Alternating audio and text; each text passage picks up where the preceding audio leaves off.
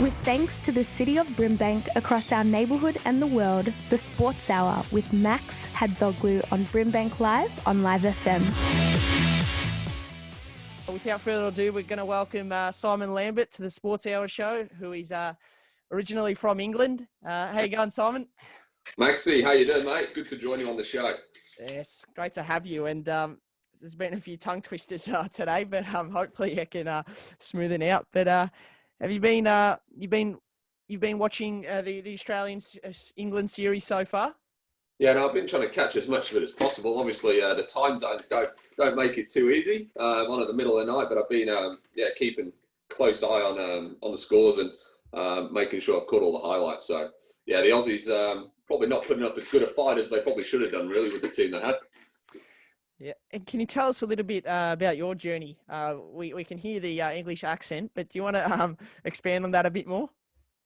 So the journey it's not simple. I came out to Australia 5 years ago to play as one of the overseas players at one of the local clubs out here, and since then I've been coming backwards and forwards from England to Australia for the last 5 or 6 years. I've been playing out in Melbourne for St Albans over the last 5 years, and then I've also been playing back home and played a little bit of county stuff in England and in the Premier Leagues there. So I've been to and fro over the last 5 years, but obviously, with the COVID-19 hitting, I've been stuck out in Australia, and I've endured a winter that was probably better than an English summer. So it's not been too bad, but missed playing a bit of cricket, and looking forward to hopefully getting back into it. Down in Adelaide, because I'm actually currently down in Adelaide. Living with my girlfriend who lives down here, and I've managed to avoid the coronavirus so far, which is pleasing. That's great. And you're in Adelaide now, as you said. How's that been, being away from home all this time, and right now when you're restricted?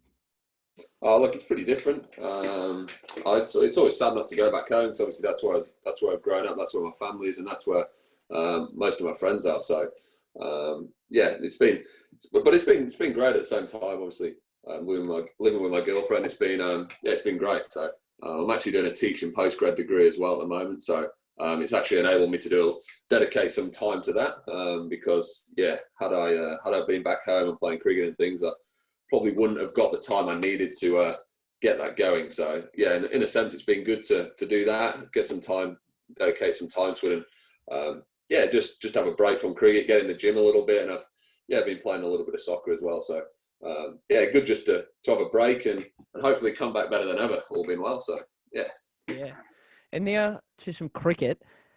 What are some of the differences, if there are any differences compared to Australia and England in playing in both countries? Are there any big differences that you've sort of seen, experiencing both sides of the playing field in both countries? Yeah, I think personally there's a big difference. The first difference is the ball used. Obviously, there's been a lot of talk about the ball when England come out to Australia after bowl a kookaburra ball instead of the Duke's ball. I think that's quite a big difference, because obviously the Duke's ball does tend to swing a lot, and it does tend to move around off the seam a lot more as well, and compared to the kookaburra, which doesn't shine quite as well.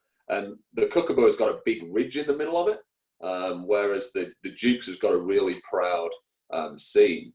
So the kookaburra doesn't tend to swing for as long or as much, and the seam movement's nowhere near as exaggerated. But I found that can have a different effect, whereas when in England, when it's moving, say, a couple of feet at times, you just play a miss. But in Australia, as it's only moving, say, an inch, you actually nick it.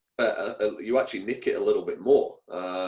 So while the movement's not as exaggerated, it can actually lead to the downfall, because the lack of movement can cause you to get an edge instead of playing a missing. So that's a big difference for me. The kookaburra ball, it doesn't spin anywhere near as much. The pitches in England are a lot drier. The soil is different in England. It's a lot crumblier, whereas here it's a lot more clay-like. So the pitches don't break up anywhere near as much. And the pitches on the whole here are better for batting. They can get a bit dead and slow, as you've probably found. They can become hard to score. But yeah, on the whole, they are flatter pitches, but it can make for slightly more boring cricket. And I think finally the size of the grounds in Australia are on the whole a lot bigger than England. So you don't get away with a plink over long off for 6. You've got to really get it out of the screw. So yeah, those are probably 4 of the main differences that I've found. So yeah. It sounds like Australia is just. I'm surprised, but from what you're saying, and then the difference between Duke's balls and how they bounce and swing more compared to Kookaburras, where Kookaburras don't do as much. It sounds like Australia is much better for batting. Do you think that? Do you think Australia's a lot better for batting? Yeah, 100%. In England, at times, the ball's swinging around corners and spinning square, and you're thinking, geez, where's my next run coming from? This is going to be a long day. Whereas, over here, there's not many times where that happens. It moves around a little bit, it swings a little bit, but it's all little margins, which, like I said, can lead to your downfall at times because those are the small margins are the ones that get the edge. But yeah, I mean, you only have to look at how hard Australia find it when they go over to England to see that those conditions are alien to Australians and most players around the world. Because you look around the world, most pitches are dead. They use the Kookaburra balls, and they don't do anywhere near as much. So from a batting perspective, Australia, maybe with the exception of the Wacker and places like that, where it really does have pace and bounce, which again is a bit alien to the English guys because there isn't that sort of pace and bounce on offer. But on the whole, you'd rather be a batter in Australia for sure. And then when the white balls are in use, it's feeding time at the zoo. Yeah. And have you been watching the T20 series, I guess, between Australia and England in the T20s, and now they're going to play in the ODIs? Have you had any thoughts on that series and any strong opinions about how maybe Australia have tackled it and maybe how good England's sort of gone? I mean, I'll be honest, I was pretty disappointed with how Australia went. I thought they would have put up a better fight than they did. And I thought the scores on the games would have been a lot higher. It was a pretty low scoring series as far as 2020s go. I think there was a couple of 160s and a 140, I think. So I was expecting a few more runs given the two lineups of both sides. I think the pitches, especially the last pitch, did offer a fair bit of turn. But I couldn't believe Australia let's be honest, they bottled the first game. I mean, you're 100 for none or whatever. Your two openers have got 50 or thereabouts. You need 30 or 40 balls with eight or so wickets in hand, and you crumble to defeat. I mean, I don't care who you are, but you've got to be winning from there, especially with the likes of Maxwell and those sort of guys to come, Stoinis, who are all big money players. Let's be honest, some of the best in the world. And England's bowlers are good, but with the white ball on a pitch like that, it shouldn't be an issue. Yeah. And just for the listeners, if you don't know, Australia lost the first 2 matches of the 3-game series, and then they won the third one, and they ended up losing the series 2-1. But now they're going to play in a 3-game series in ODIs against England. Now, I wanted to talk a little bit on the fan side of things. So in England, the fans seem to, you got the Barmy Army. It's a real strong atmosphere, and the chants, compared to Australia, how surprised were you when you first arrived in Australia and you sort of saw the fans, and what can you tell me about the differences? I think the English public are a little bit rowdier than the Aussies. They're certainly, I don't know what the right word to use would be, but you certainly get a gang of followers following England that are certainly very rowdy once they get on the beers, and they make it a pretty nasty place to be playing if you're on the opposing side.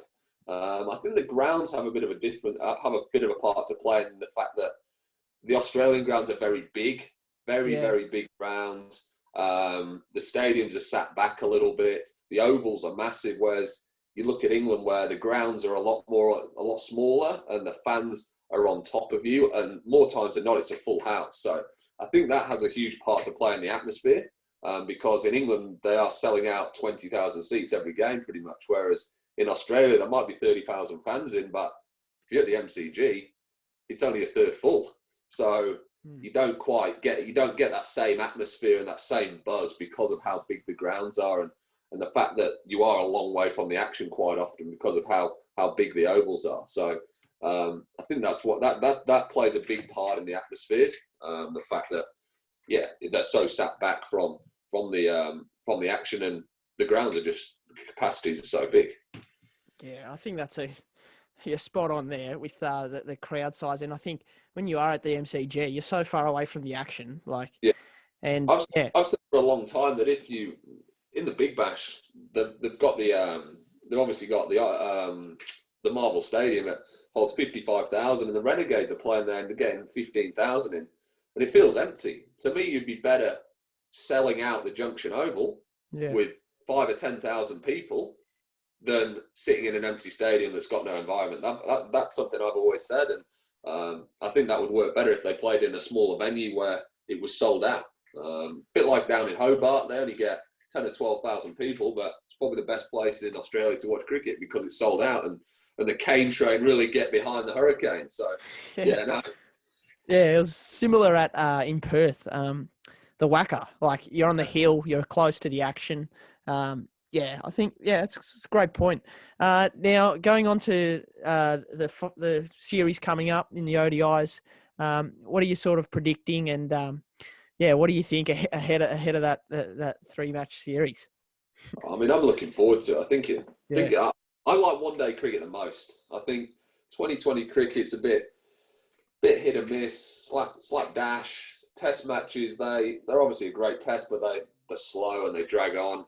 But the one-day cricket, I think, is perfect. I think it gives the batters enough time to really build an innings of quality, and the bowlers have enough time to really put a match-winning spell together. So I think it should be a great series. When you look at the teams on paper and the amount of depth both squads have got, I do think we should be in for a thrill, and I hope they make some good pitches. I really do. I'd love to see 300 scored and chased down every game. As much as the bowling enthusiasts out there will hope there's a game where England are bowled for 150 or vice versa, I'm all about the runs. That's what brings the crowds, and that's what brings the people to the TV to watch. So, I'm hoping for runs. I'm hoping for some good pitches. And I think anyone can win it. Whichever team shows up on the day, on paper, you've got the best players in the world in each spot. So, I don't think you can really, pick between the two. Obviously, England are probably slight favourites, but if Australia fire up, then there's no reason why they can't win the series. Yeah, I think if there's going to be runs scored like Ben Stokes in that test last year where he won the game for England, I think in general high run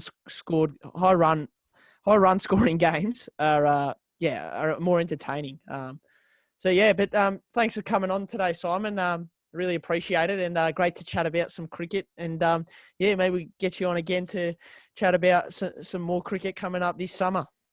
Absolutely, Max. It's been a pleasure. Thanks for having me, mate. All the best. Cheers. And that was Simon Lambert, who is from England, and currently he's playing cricket in Australia. So we thank him for coming on. With thanks to the city of BRIMBANK across our neighbourhood and the world, the Sports Hour with Max Hatzoglou on BRIMBANK Live on Live FM.